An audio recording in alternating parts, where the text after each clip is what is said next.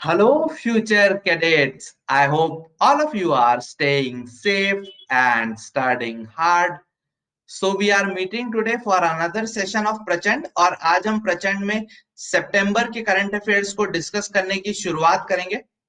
But उससे पहले जो बच्चे कह रहे थे कि let's start with something because we have reached an adequate number of students, तो उन सभी के लिए है, ये नहीं है कि वो एहसान बहुत करता है, ये नहीं है कि वो एहसान बहुत करता है, अपने एहसान का ऐलान बहुत करता है. ये नहीं है कि वो एहसान बहुत करता है, लेकिन अपने एहसान का ऐलान बहुत करता है. आप इस बात को सच ही ना समझ लीजिएगा. आप इस बात को आप इस बात को सच ही ना समझ लीजिएगा. वो मेरी जान बहुत करता है. So welcome aboard all the future credits. आप लोगों को आजकल ऑनलाइन एजुकेशन में बहुत सारे लोग मेरी जान करके बुलाएंगे कि हम ही हैं जो आपके नैया पार लगा सकते हैं. बट अंडरस्टैंड, वो सब जो मेरी जान कर रहे हैं, they are all just saying that just to get and extract maximum number of views. Those who care for you wouldn't promote that. So हमारा भी यही idea, rather than promotion we are seeking results and it is a free initiative.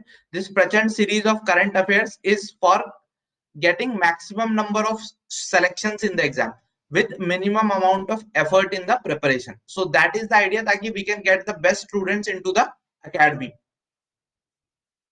बेटा ममून, जब आप बड़े हो जाओगे एकदम, तब आपको ये शायरी अच्छे से समझ में आएगी. ओके, ठीक है. ठीक है, तो आगे बढ़ते हैं. जीके की, बिल्कुल जीके की क्लास है यार. जीके का current affairs portion we are doing today. ठीक है, great. So let's start with today. So आज का जो एजेंडा है, हम अगस्त हमने कंप्लीट कर लिया, जुलाई कंप्लीट कर लिया. Today we are moving on with सितंबर. तो I would request all the students who have joined us for this class to please share the class with all their friends. We are doing this live on Telegram channel, and this class regularly happens on the Telegram channel at ssb_success.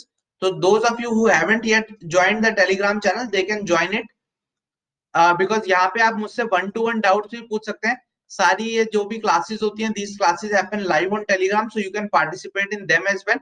इसके अलावा जितने भी important student discussions होते हैं, that all are happening here, चाहे वो live group discussion की practice हो, and all those things are happening here for SSB as well. So you can join this channel and take advantage of all the initiatives. So आज हम सितंबर 2021 को start कर रहे हैं. First we would be starting with vision की PDF, and then we would move to affairs cloud की pdf. So vision की पीडीएफ में इस बार सितंबर के महीने में they have made a change. पहले क्या होता था, एकदम जब एंड ऑफ पीडीएफ होता था, वहां पे वो टॉपिक इंट्रोड्यूस करते थे, न्यूज इन शॉर्ट. सारी न्यूज इन शॉर्ट एक साथ देते थे. But what now they have done is, उन्होंने जो भी सेक्शन है, सपोज पॉलिटी का सेक्शन है, तो पॉलिटी के सेक्शन के एंड में ही न्यूज इन शॉर्ट दे दिया. सिमिलरली अगर सपोज इट इज इकोनॉमी का सेक्शन, तो वो न्यूज इन शॉर्ट इकोनॉमी के एंड में ही दे दिया. सो इसीलिए इस बार हम थोड़ी मेथोडोलॉजी बदलेंगे. We would be covering the magazine from cover to cover. First section से चलेंगे, जो उसमें सब्जेक्टिव वाले क्वेश्चन से जो एसएसबी इंटरव्यूज के लिए इंपॉर्टेंट है, उनको सुपरफिशियली देखेंगे. देन हम न्यूज इन शॉर्ट पे मूव करेंगे. Then we would move to the next topic. So अगर हमने पहले पॉलिटी निपटाया है, then suppose we are moving to international relations, so हम उसको करेंगे. उसके बहुत लॉन्ग एंड शॉर्ट वाले जो टॉपिक्स हैं, उनको एक साथ वी वुड बी डूइंग. ठीक है, ओके. गुरुदेव बोल रहे हैं जितने भी साथी हमारे ऑनलाइन है, सारे साथी ज्वाइन कर लो. काफी सारे स्टूडेंट ऑनलाइन है. ठीक है. बेटा रोहित, कौन सा प्रॉमिस प्रॉमिस पूरा कर दिया? आप क्लास में शायद लेट ज्वाइन करें. ओके, दिस इज सितंबर का क्लास. अभी मैराथन नहीं बेटा, अभी we are doing current affairs. Marathon तो आप लोगों के response and all those things पे डिपेंड करेगा. अभी वी आर डूइंग अवर प्रचंड सीरीज. ठीक है, ओके. सो हम सितंबर का स्टार्ट करेंगे. We would be starting with polity. Polity से स्टार्ट करते हुए then international relations, then economy, then security, environment, so culture and all those things we would be doing eventually. So let's start with the first topic. First topic जो हमारा है वो है social accountability. अब social accountability का मतलब क्या है, इससे क्वेश्चन बनने के बहुत कम चांसेस है। अकाउंटेबिलिटी मतलब क्या होता है कि you are answerable for something. Answerable मतलब क्या, सपोज मम्मी ने आपको मार्केट भेजा कि 10 रुपए लेके जा और इसकी एक सपोज पैटी ले आ। तो आप गए मार्केट और अगर आप पैटी नहीं लेके आए तो क्या यू आर आंसरेबल कि इन 10 रुपयों का क्या हुआ। So essentially that is also accountability, कि अगर आप पे कोई रिस्पॉन्सिबिलिटी है तो how efficiently you are executing that, that is accountability. Social accountability क्या है, जो ट्रेडिशनल सेल्स में अकाउंटेबिलिटी का सेंस होता है, that is you are answerable to your superior, जो आपका बॉस है आप उसको आंसरेबल हो। बट जो सोशल अकाउंटेबिलिटी का फंड है उसका मतलब है you are answerable to all the stakeholders. Suppose अगर आप एक सोल्जर हो, एक ऑफिसर हो in the forces, suppose let's say you get appointed as a captain in a unit, आप कैप्टन है सपोज, ठीक है। तो आपकी जो नॉर्मल अकाउंटेबिलिटी होगी that would be towards your task, and second it would be जो भी आपके सुपीरियर ने आपको ऑर्डर दिया है उसको इंप्लीमेंट कर रहे हो या नहीं।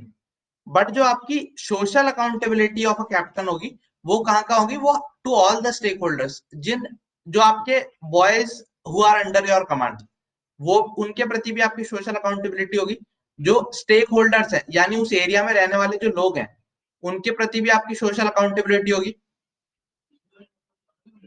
अपने सीनियर्स के प्रति भी आपकी सोशल अकाउंटेबिलिटी होगी, अपने जूनियर्स के प्रति भी होगी, जो लोग अफेक्ट होंगे उनके प्रति भी होगी। So everyone who is associated with that event they would be in the loop of social accountability. तो दिस इज सोशल अकाउंटेबिलिटी का आइडिया।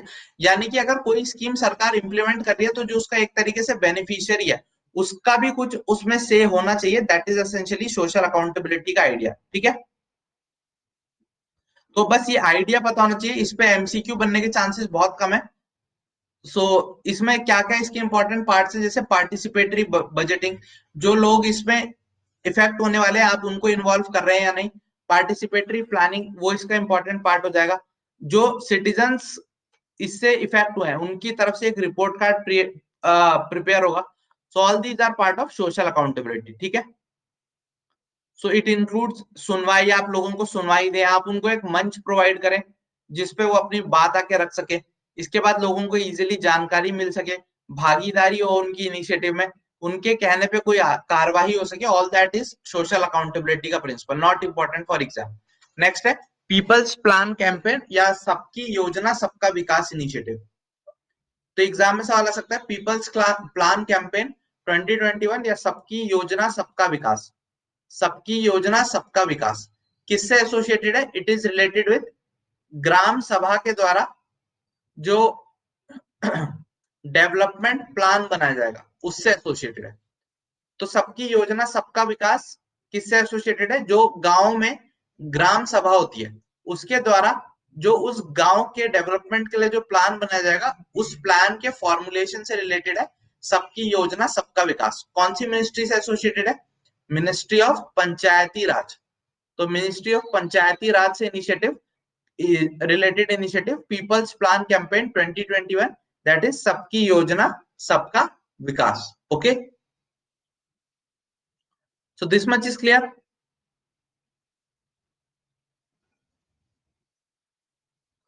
ये फंडा क्लियर है सबको, एनी डाउट इन दिस। अच्छा मुझे कोई ये बताओ, who is called as the father of Panchayati Raj institutions in India. History का सवाल है, मॉडर्न इंडियन हिस्ट्री का सवाल, बट आई नो सारे स्टूडेंट्स को पता होना चाहिए because this would be asked in your exam MCQ में। फादर ऑफ पंचायती राज इंस्टीट्यूशंस इन इंडिया, बिल्कुल Lord Ripon is the correct answer, बिल्कुल सही। लॉर्ड रिपन जो है he is considered to be the father of local self governance in India. This question has already been asked in the previous years, so you may be asked this question again. So इसलिए आपको ये चीज पता होनी चाहिए, ठीक है। Lord Ripon is the correct answer. तो पंचायती राज के लिए ये इनिशिएटिव है, क्या इनिशिएटिव है, सबकी योजना सबका विकास, may be asked in the exam. Idea क्या है इसमें कि जो ग्राम सभा है उस एरिया की वो अपने ग्राम के लिए एक डेवलपमेंट प्लान को फॉर्मुलेट करेगी और वो development plan then would be executed. So this is their people's plan campaign preparation of gram panchayat development programme campaign mode में डेवलप करना है। ग्राम सभा मीटिंग्स के द्वारा इसको बनाया जाएगा और इसमें विमेन का पार्टिसिपेशन, जितने भी वल्नरेबल सेक्शन है, SC ST विमेन, सबका पार्टिसिपेशन होगा। SHGs all these would be involve. So basically क्या है वो बस हमें पता होना चाहिए, no need to go into its minute details. ये जो ग्राम स्वराज एप्लीकेशन है, ये किससे रिलेटेड है? E Gram Swaraj is also related to Panchayati Raj institutions. उनमें जो 73rd कॉन्स्टिट्यूशनल अमेंडमेंट एक्ट है, उसका कितने इफेक्टिवली इंप्लीमेंटेशन हो रहा है उसको चेक करने के लिए ई ग्राम स्वराज एप्लीकेशन एग्जिस्ट करती है। ठीक है, सो ये 2 अक्टूबर से कैंपेन स्टार्ट हो जाएगी with Gandhi ji birthday and eventually it would be further. क्या है इसमें? जो ग्राम पंचायत है वो एक डेवलपमेंट प्लान बनाएगी, it would be approved up to the higher level and then it would be executed. तो essentially it is a form of decentralised planning. Decentralised planning यानी पहले क्या होता था, टॉप डाउन अप्रोच होती थी, ऊपर से कोई इनिशिएटिव स्टार्ट होगा, it would be flowing down. अब उल्टा है, जो ग्राम panchayat at the local level है, it would be formulating a plan और उसके प्लान के basis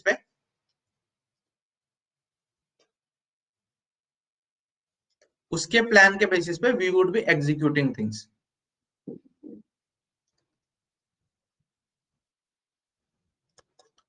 okay, so this much is clear. Ministry of Panchayati Raj, Devika, ministry of Panchayati Raj is there? नहीं बेटा, lord Dalhousie was not the one, lord Ripon was there. ठीक है, yes, grass root development से आप इसको लिंक कर सकते हैं।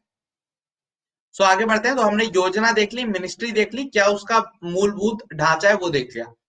अब deputy speaker of Lok Sabha, not important for our exam. क्यों? बिकॉज आर्टिकल आपको पता है, आर्टिकल 93 हमारे कॉन्स्टिट्यूशन का है, बस ये पता होना चाहिए utmost. Article 93 of our constitution deals with the post of speaker and deputy speaker. अब पिछले 2 साल से कोई डेप्यूटी स्पीकर अपॉइंट नहीं हुआ है, इसको लेके कोई कोर्ट केस चल रहा है, तो फाइनल वर्डिक्ट आने दो, तब देखेंगे क्या वर्डिक्ट आया। डेप्यूटी स्पीकर का जो यूजुअली ट्रेंड रहा है वो मेजर अपोजिशन पार्टी का, जो सबसे लार्जेस्ट अपोजिशन पार्टी होती थी, उसके द्वारा जो बंदा नॉमिनेट किया था तो उसे अपॉइंट करते थे, बट ऐसा इस बार नहीं हुआ, 2 साल से पोस्ट खाली है। तो इससे स्टैटिक का सवाल बनेगा, डेप्यूटी स्पीकर से स्टैटिक का सवाल बनेगा, जैसे आर्टिकल 93। दूसरा पूछेगा, अगर डेप्यूटी स्पीकर को रिजाइन करना है तो वो अपना रेजिग्नेशन किसको देता है? दूसरा, अगर स्पीकर को रिजाइन करना है तो वो रेजिग्नेशन किसको देता है? These questions have been asked earlier by UPSC, तो ये आपको स्टैटिक में पता होना चाहिए। फिर all India service conduct rules में चेंज हुआ, नॉट इंपॉर्टेंट। बेसिकली ये कहता है कि अगर आप विदेश गए और 20,000 रुपए तक का कोई आपको गिफ्ट मिला तो आप वो गिफ्ट आप अपने पास रख सकते हैं, आपको सरकारी खजाने में जमा करने की जरूरत नहीं है, not important. PM cares fund को लेके सरकार ने ये बोला है कि हम आरटीआई के अंदर नहीं आएंगे, we are not a part of the state under article 12 of the constitution. हम उसके अंदर नहीं आते, we are just a charitable trust, तो इसलिए हम आरटीआई के अंदर नहीं आएंगे। ठीक है, अब तो पीएम केयर्स फंड इसलिए न्यूज में है। पीएम केयर्स फंड के चेयरमैन हम सभी को पता है प्रधानमंत्री जी हैं। कई बार ये मेंबर में सवाल आ सकता है, तो defence minister, home minister, finance minister इसके ट्रस्टीज हैं। Okay, so this much is clear. Any doubt in this? Okay, any hello पापा जी, प्रणाम।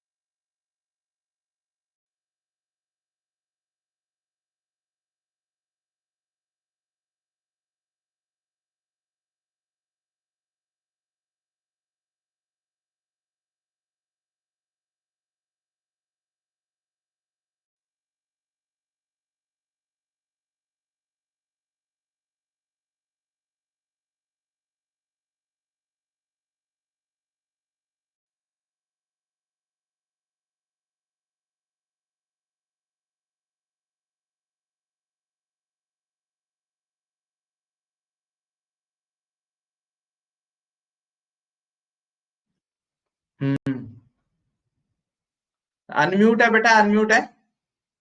नहीं नहीं बेटा, वो मैंने आपको बताया था ना, विद्यार्थी के 5 लक्षण क्या होते हैं, वही 5 लक्षण टीचर के भी होने चाहिए। बताए, किसी को याद है विद्यार्थी के 5 लक्षण?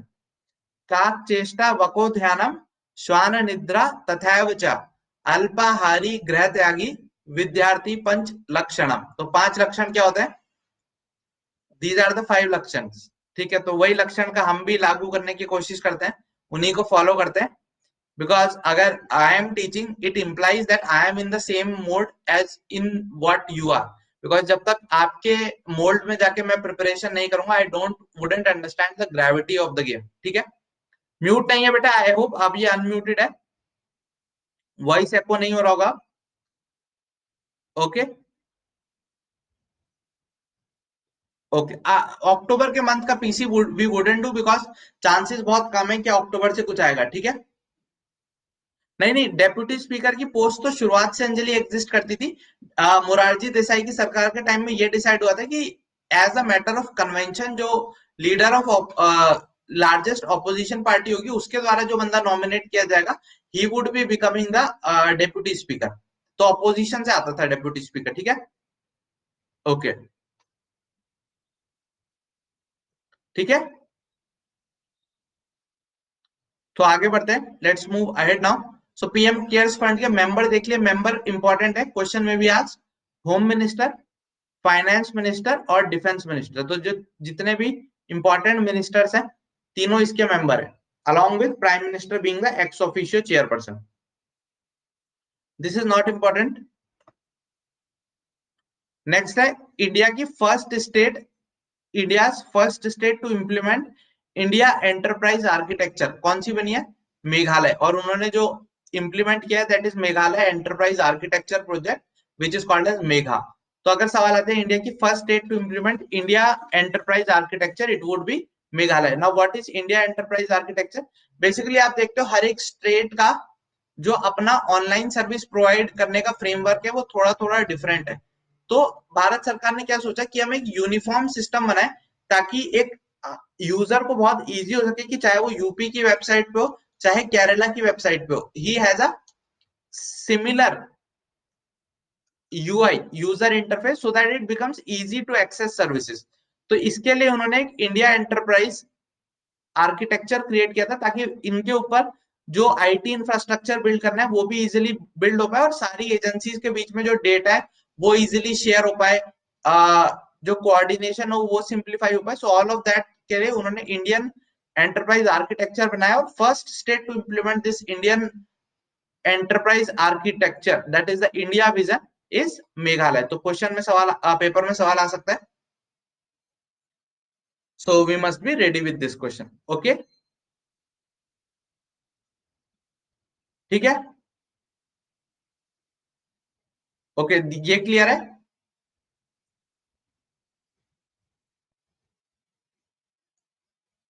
ठीक है, लेट्स मूव अहेड नाउ।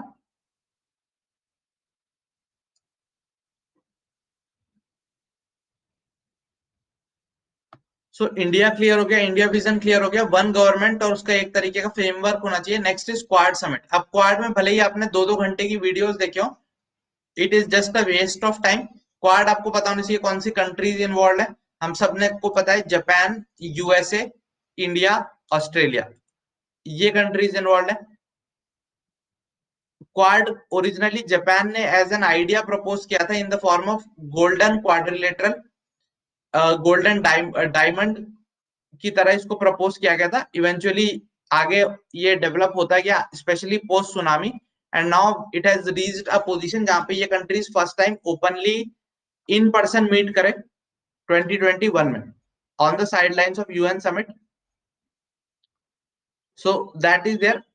अब कई लोग, चाइना इसको बोल रहे हैं that is an Asian NATO, India is saying no it is not an Asian NATO, all of that is there, not important. बस हमें मेंबर्स पता होने चाहिए, first time in person meet किए ये पता होना चाहिए, चाइना इससे गुस्सा है ये पता होना चाहिए। अब इसकी details not important, because MCQ नहीं बनेगा।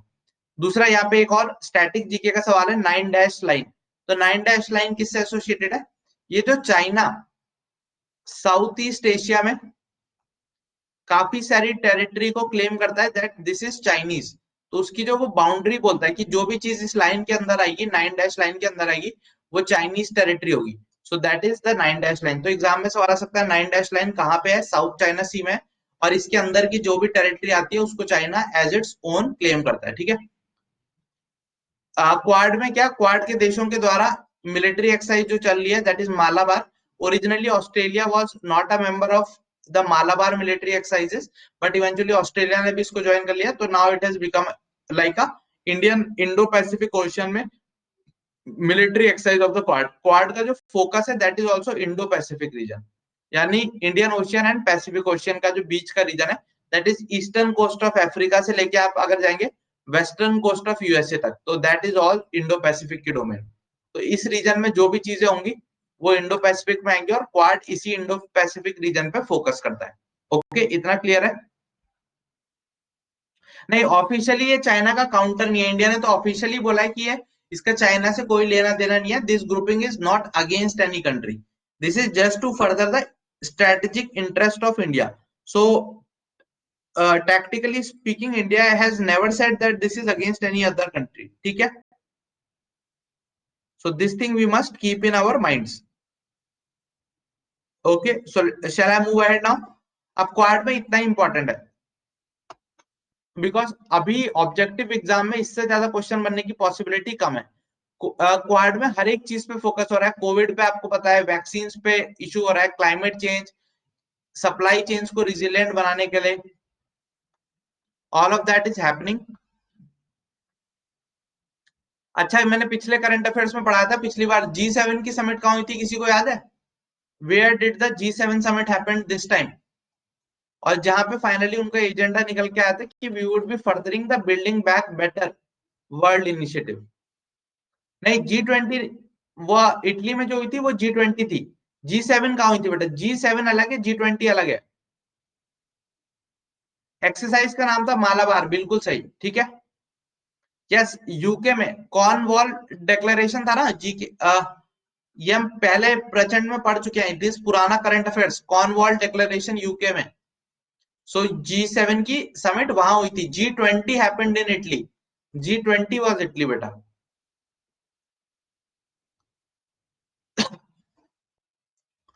Okay, so let's move ahead, this is not important. EU ने इंडो पैसिफिक स्ट्रेटेजी लाई है, जब कुछ मेजर इसमें एक्शन निकल के आएगा तब देखेंगे। ऑकस, इस पे भी अगर आपने 2-2 घंटे की एक्सप्लेनर वीडियोस देखी, I would be sad to say you have wasted your time, because SSB में भी बहुत ही लिमिटेड इससे सवाल बनेगा। सो अगर आपने इसको समझने के 2 घंटे की प्रेशर बनाने वाली वीडियो देखी, good luck to you. AUKUS क्या है? बेसिकली 3 कंट्रीज की ग्रुपिंग है जो नाम से ही क्लियर है, Australia, UK and USA.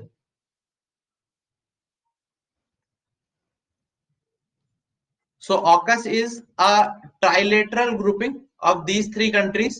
What is the idea behind this grouping? It is a strategic grouping, और इनमें क्लियर कट फोकस है मिलिट्री की तरफ, ज्यादा रुझान है इसका, और चाइना को काउंटर करने का आइडिया है इसमें।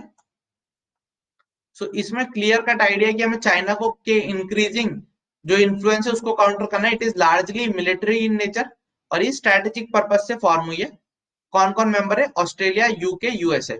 अब इससे आपने सुना होगा फ्रांस नाराज हो चुका है, बिकॉज फ्रांस का एक सबमरीन बेचने का कॉन्ट्रैक्ट था ऑस्ट्रेलिया को, डीजल सबमरीन, अब वो कॉन्ट्रैक्ट कैंसिल हो चुका है, तो उसकी वजह से फ्रांस नाराज है।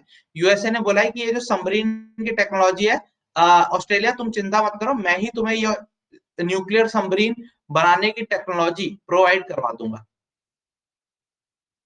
जो टेक्नोलॉजी यूएसए ने इससे पहले सिर्फ यूके को प्रोवाइड करी थी। So that is AUKUS. India इसके ना ही फेवर में है ना ही अगेंस्ट में। इंडिया हैज सेड कि ये हमें जो हमारा क्वाड इनिशिएटिव है उसको it is not going to impact. So बस इतना ही याद रखना है, मेंबर कौन है, क्या इशू चला है, anything more than that is not important at this stage. ठीक है।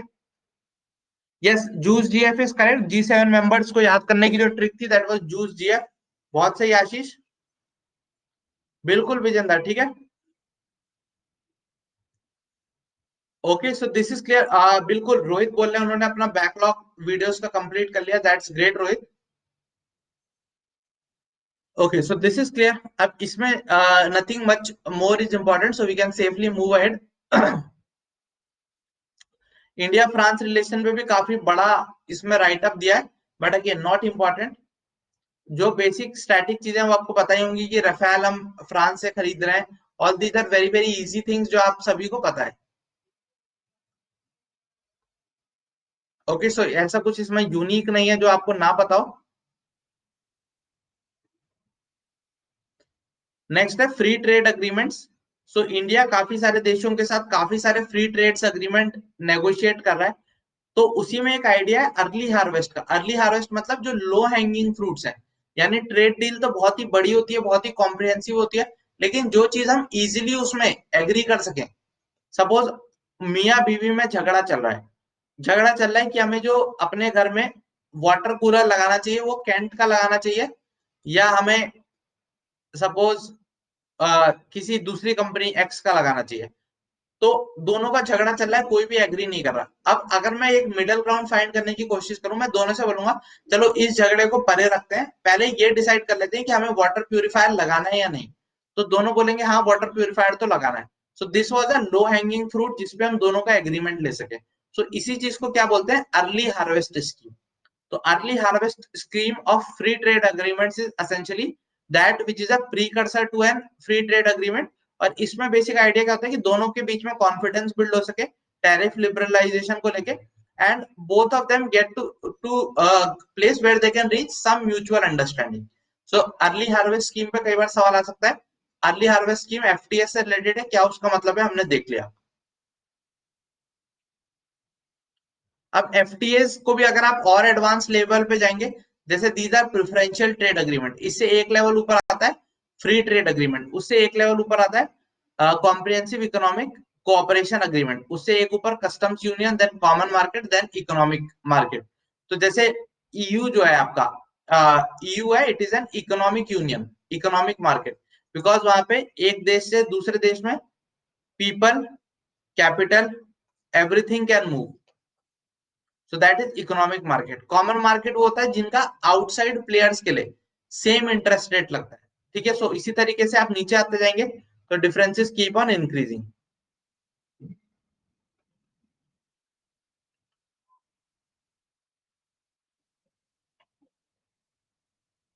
ओके, सो इंडिया का फर्स्ट बाइलेटरल एफटीए किस कंट्री के साथ था, चाइना के, श्रीलंका के साथ था। ठीक है,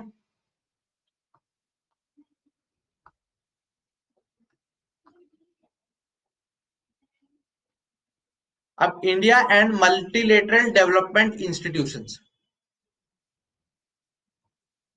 मल्टीलेटरल डेवलपमेंट इंस्टीट्यूशंस जैसे वर्ल्ड बैंक हो गया, एशियन इंफ्रास्ट्रक्चर इन्वेस्टमेंट बैंक हो गया, तो इंडिया की इनके साथ कैसी रिलेशनशिप है। तो इसमें काफी सारे ये स्टैटिक जीके का टॉपिक है, आपको बेसिक्स पता होने चाहिए। जैसे न्यू डेवलपमेंट बैंक जो है, ये किसके द्वारा बनाया गया, ब्रिक्स के द्वारा बनाया गया। ये सब स्टैटिक जीके का पार्ट है। न्यू डेवलपमेंट बैंक किसका है, ब्रिक्स का बैंक है। फर्टिलाइजर डिक्लेरेशन जो ब्रिक्स का होता है ब्राजील में, उसके द्वारा बनाया गया।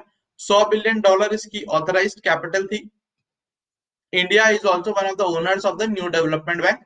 इसमें आउटसाइड ब्रिक कंट्रीज, जो नॉन ब्रिक्स कंट्री है, वो भी इसकी मेंबरशिप ले सकती है। ब्रेटन वुड्स इंस्टीट्यूशन कौन से थे जो ब्रेटन वुड में फॉर्म हुए थे, ब्रेटन वुड कॉन्फ्रेंस के बाद, they are essentially World Bank and IMF. So these are Bretton Wood institutions.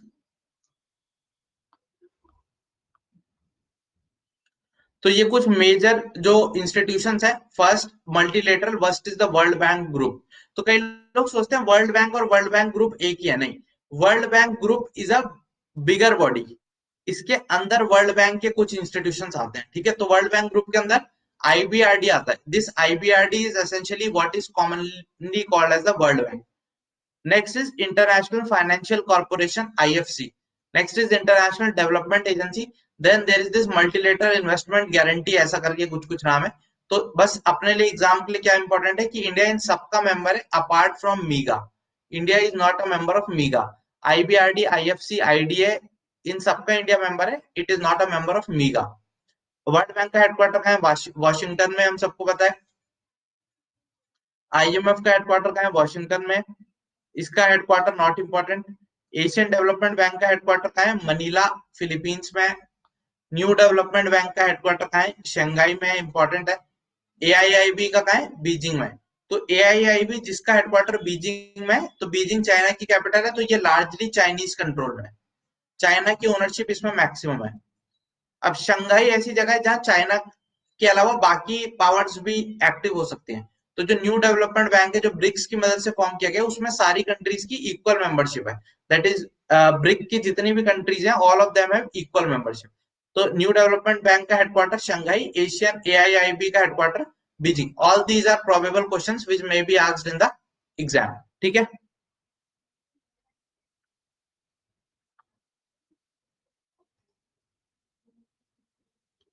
Okay, this is clear. Thanks a lot philanthropist. Yes, this is very useful for the upcoming exam.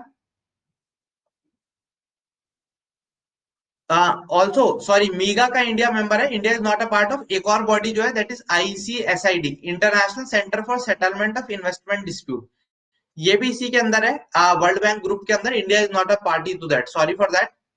यहाँ पे ये error हो गया था, I also didn't see it. ICSID भी है। Dispute settlement जो दो कंट्रीज के बीच में होता है, उसकी जो ग्रुपिंग है, उसका आईसीएसआईडी है। India is not a member of ICSID वाली जो है ग्रुपिंग है, डिस्प्यूट सेटलमेंट वाली। ठीक है, so India is not a member of that. Okay. अब यूएनएससी ने रिजोल्यूशन पास किया अफगानिस्तान की सिचुएशन को लेके, not important, unlikely to be asked. UNSC का रिजोल्यूशन 1267 किससे डील करता है? वन लाइनर पूछा जा सकता है। So it deals with terror people who have been designated as terrorists, those who have been designated as terrorists. Okay, so that is there. SCO का हमने देख ली थी इस बार, समिट कहाँ हुई है? शंघाई कोऑपरेशन ऑर्गेनाइजेशन की। It happened at Dushanbe. Rats हम पहले पढ़ चुके हैं, एक्सरसाइज पीस मिशन हम पहले बात कर चुके हैं। All these things we have already discussed in the past. Eastern Economic Forum, Eastern Economic Forum में इंडिया को इस बार इनवाइट किया गया था। आपको बस मेंबर्स पता होने चाहिए। ईस्टर्न इकोनॉमिक यूनियन किसके द्वारा स्टार्ट किया गया एक इनिशिएटिव है? रशिया के द्वारा स्टार्ट किया गया एक इनिशिएटिव है। व्लादिवोस्तोक जो रशिया की जगह है, वहां पे ये हर साल इकोनॉमिक फोरम की मीटिंग होती है। सो ईस्टर्न इकोनॉमिक फोरम की मीटिंग कहाँ होती है? Vladivostok, Russia. Only this much is important.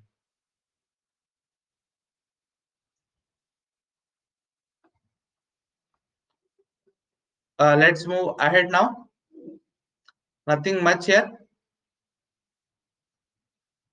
Agreement for air-launched UAVs. Agreement on air-launched UAVs is an initiative between India and USA. इसके अलावा इंडिया यूएसए के बीच में तीन मेजर अग्रीमेंट जो हो चुके हैं already, that is GSOMIA, LEMOA, COMCASA and BECA. Although ये सब पुराने करंट अफेयर्स हो चुके हैं, तो unlikely to be asked, so we can skip them अभी। बट आपको पता होना चाहिए, India and USA are coming very very close to each other in defence में, एक दूसरे के साथ एंगेजमेंट के साथ। These are usually called what popularly called as the foundational agreements, जिनके बेसिस पे USA close defence tie form करता है with any country. So India has signed all of them now in a modified form. Okay, so now we have economy, but today we wouldn't be doing economy because uh, the internet at my place is very glitchy today, so it would be difficult for me to take this session because internet का काफी ज्यादा issue आ रहा है मेरे end पे।